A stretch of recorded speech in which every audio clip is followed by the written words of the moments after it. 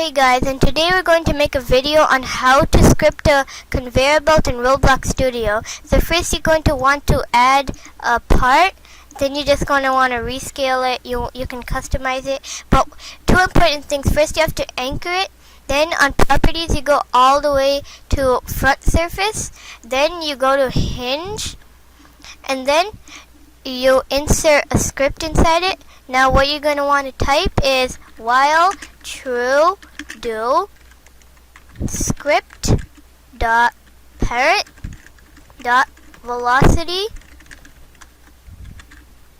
equals then script.Parent.CFrame.lookVector then asterisk 50.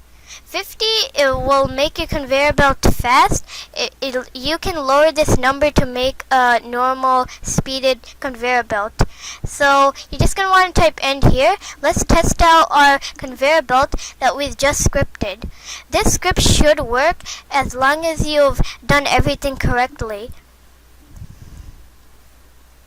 So also don't forget the anchoring and the hinge part. That's what's going to make the script function. And now we're just gonna test out our conveyor belt.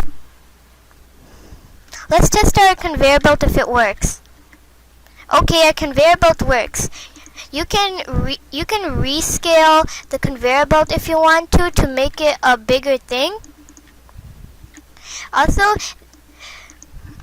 You can rescale it to like make a longer conveyor belt. And then this could be useful for treadmills and obbies and other stuff. So I hope this video helped you out. Subscribe and like if it did. And goodbye.